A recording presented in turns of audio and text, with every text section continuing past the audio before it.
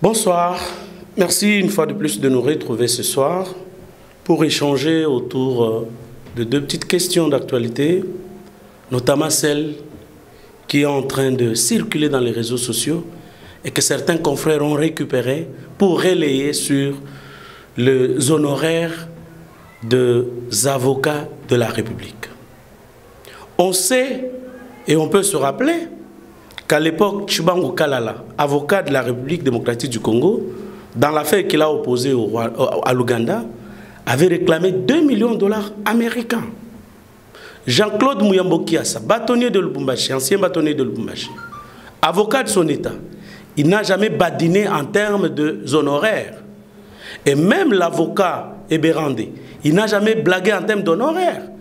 Parce que peut-être que les confrères qui ont été induits en erreur par les réseaux, par les laboratoires de Vital Kamerhe, ne savent pas que un avocat doit mener les démarches pour réunir les preuves devant les conduire à défendre son client devant le tribunal ou devant le cour. La cour, qu'est-ce que je dis?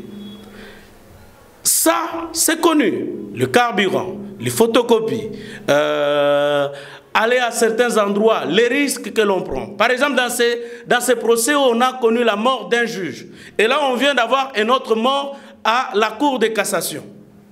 Le premier président de la Cour de cassation, paix à son âme, dont le corps se trouve encore à la morgue.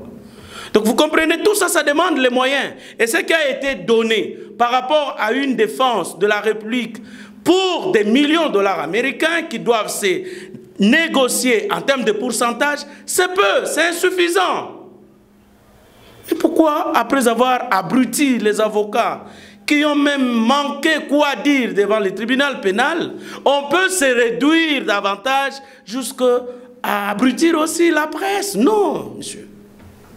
Et deuxième chose, nous saluons la détermination avec laquelle le chef de l'État s'est résolu à combattre les antivaleurs.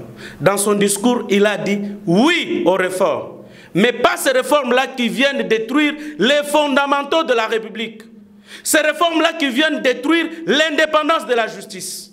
Et on a mis fin au tripatouillage Sakata Minaku. Donc ça, on leur a dit niet. Et voilà, au lieu de bâtir un État puissant, on a construit des personnes puissantes. Les patrons de Kin Marché, les patrons de Régal, de Égal, ce sont eux aujourd'hui maintenant qui réunissent tout pour que Maman Olive Lembe offre un hôpital. Pourquoi ne pas reconstruire Sendwe, hôpital général de référence de Lubumbashi, dont la morgue dégage une odeur nauséabonde aujourd'hui, polluant l'entourage dans la commune de Lubumbashi, la commune de Kamalondo, la commune de la Kenya, le Kamaramba.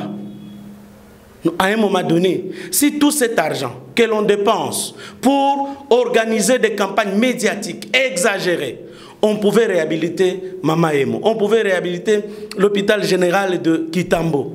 Mais ça pouvait aider à ce que l'État soit puissant, au lieu que nous soyons là en train toujours de chanter pour vous, de danser pour vous. Construisons un État fort, construisons dans l'avenir.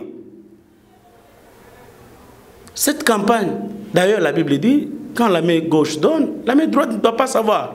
Mais parce que vous le faites pour la propagande, pour être vu, pour être connu. Voilà pourquoi.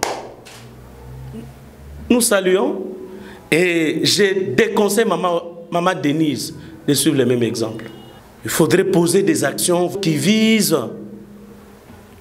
qui sont dans le temps, qui pérennisent. J'encourage cette action pour la bourse Intelligentsia accordée aux 2 enfants de Rossi Mukendi. Merci et bonsoir.